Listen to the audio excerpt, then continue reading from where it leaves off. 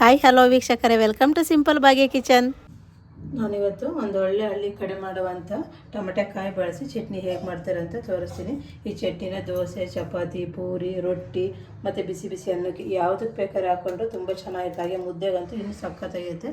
ಅಂತಹ ಚಟ್ನಿನ ಹೇಗೆ ಮಾಡೋದಂತ ತೋರಿಸ್ತೀನಿ. ಅದಕ್ಕೆ ಬೇಕಾಗಿರೋ ಪದಾರ್ಥಗಳು ನೋಡಿ. ನಾನು ಒಂದು 7ರಿಂದ 8 ಟೊಮೆಟೊ ಕಾಯಿ ತಗೊಂಡಿದ್ದೀನಿ. ಈಗ ಕಾಯಿ ಸೀಸನ್ನು ಹಳ್ಳಿ ಕಡೆ ಹೋದ್ರೆ ಸಿಗುತ್ತೆ, ಇಲ್ಲಿ ಮಾರ್ಕೆಟಲ್ಲಾದರೂ ಸಿಗುತ್ತೆ. ಹಂಗಾಗಿ ಇವತ್ತು ನಾನು 7ರಿಂದ 8 ಟೊಮೆಟೊ ಕಾಯಿ ತಗೊಂಡಿದ್ದೀನಿ. ಹಾಗೆಯೇ ಒಂದು ಅರ್ಧ ಬೌಲಷ್ಟು ತೆಂಗಿನಕಾಯಿ ತುರಿ ತಗೊಂಡಿದ್ದೀನಿ.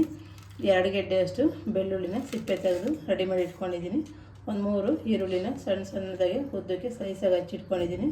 ಸ್ವಲ್ಪ ಕೊತ್ತಂಬರಿ ಸೊಪ್ಪು, ಖಾರಕ್ಕೆ ಎಷ್ಟು ಬೇಕಷ್ಟು ಹಸಿಮೆಣ್ಸಿಕಾಯಿ, ಹಾಗೆ ಉಪ್ಪು, ಜೀರಿಗೆ, ಕಡಲೆಬೀಜ ಮತ್ತು ಅರಿಶಿನ ಪುಡಿ, ಎಣ್ಣೆ.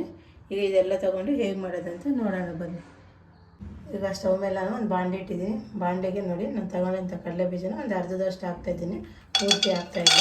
ಒಂದು ತೆಂಗಿನಕಾಯಿ ತುರಿನೂ ಬಳಸಿರೋದ್ರಿಂದ ಕಡಲೆಬೀಜನ ಒಂದು ಅರ್ಧ ಬೌಲಷ್ಟು ಹಾಕ್ತಾಯಿದ್ದೀನಿ. ಏನಾದ್ರು ತೆಂಗಿನಕಾಯಿ ತುರಿ ಇಲ್ಲ ಅಂದರೆ ಕಡಲೆಬೀಜನ 1 ಬೌಲಷ್ಟು ಕಡಲೆಬೀಜ ಹಾಕ್ಕೊಳ್ಳಿ. ಕಡಲೆಬೀಜನ ಹುರ್ಕೊಂಡು ಲೈಟಾಗಿ ಹುರ್ಕೊಂಡು ಜಾಸ್ತಿ ಕಪ್ಪು ಮಾಡೋದು ಬೇಡ. ಎಷ್ಟು ಅದ ಬೇಕೋ ಅಷ್ಟು ಅದಕ್ಕೆ ನಾವು ಕಡಲೆಬೀಜನ ಹುರ್ಕೊಂಡು ಕಡಲೆಬೀಜ ಹುರಿದಿದ್ದಾಗಿದೆ. ಇದನ್ನು ನಾನೀಗ ಒಂದು ಬೌಲ್ಗೆ ಹಾಕಿ ಎತ್ತಿಡ್ತೀನಿ. ಮತ್ತು ಅದೇ ಬಾಣಲಿಗೆ ನಾನು 1-2 ಸ್ಪೂನ್ ಆಗೋವಷ್ಟು ಎಣ್ಣೆ ಹಾಕ್ತಾಯಿದ್ದೀನಿ. ನೋಡಿ, ಜಾಸ್ತಿ ಎಣ್ಣೆ ಹಾಕ್ತಾಯಿಲ್ಲ, 1-2 ಸ್ಪೂನ್ ಆಗೋವಷ್ಟು ಎಣ್ಣೆ ಹಾಕ್ತಿದ್ದೀನಿ. ಎಣ್ಣೆಗೆ ನಾನು ಏನು ಹಸಿಮೆಣ್ಸಿಕಾಯಿ ತಗೊಂಡಿದ್ದೆ, ನಾನು ಹಸಿಮೆಣ್ಸಿಕಾಯಿ ಹಾಕ್ತಿದ್ದೀನಿ.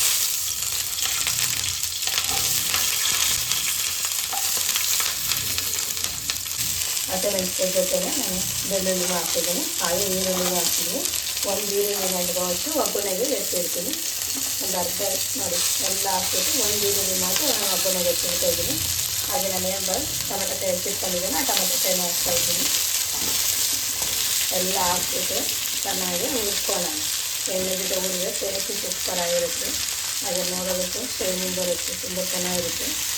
ಇದನ್ನು ಚೆನ್ನಾಗಿ ಹುರ್ಕೊಂಡು ನೋಡಿ. ಹುರಿಬೇಕಾದ್ರೆ ನಾನು ಸ್ವಲ್ಪ ಕಲ್ಲುಪ್ಪು ಹಾಕ್ತೀನಿ. ಬಿಸಿಗೆ ಎಷ್ಟು ಬೇಕಾಷ್ಟು ಕಲ್ಲುಪ್ಪು ಹಾಕ್ತೀನಿ. ಯಾಕಂದರೆ ಸಾಫ್ಟಾಗಿ ಬೇಗ ಬೇಯುತ್ತೆ, ಅದು ಸಾಫ್ಟ್ ಆಗುತ್ತೆ.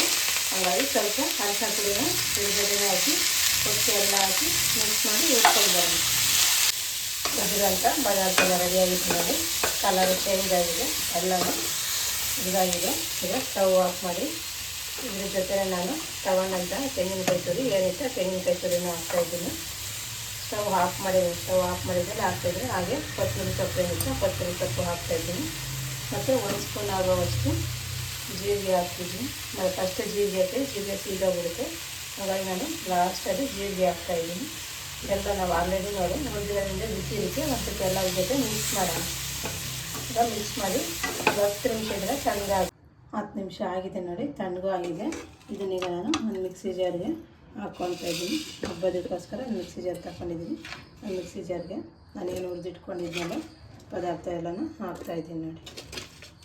ಇದ್ರ ಜೊತೆ ನಾನು ಸಿಪ್ಪೆ ತೆಗೆದು ರೆಡಿ ಮಾಡ್ಕೊಂಡಂಥ ಕಡಲೆಬೀಜ ಏನಿದೆಯೋ ಆ ಕಡಲೆಬೀಜನೂ ಹಾಕ್ತಾಯಿದ್ದೀನಿ. ಸ್ವಲ್ಪ ನೀರು ಹಾಕ್ಕೊಂಡು ನಮಗೆ ಎಷ್ಟು ಚಟ್ನಿ ಬೇಕೋ ಅಷ್ಟು ನೀರು ಹಾಕ್ಕೊಂಡು ರುಬ್ಕೊಂಡು ಜಾಸ್ತಿ ನೀರು ಹಾಕೋದು ಬೇಡ. ಅನ್ನಕ್ಕೆ ಮತ್ತು ಚಪಾತಿಗೆ ಪೂರಿಗೆಲ್ಲ ಚೆನ್ನಾಗಿರುತ್ತಲ್ಲ, ಹಂಗಾಗಿ ತೆಳುಗರೆ ಚೆನ್ನಾಗಿರಲ್ಲ. ಸ್ವಲ್ಪ ನೀರು ಹಾಕ್ಕೊಂಡು ರುಬ್ಕೊಂಡು ನೋಡಿ.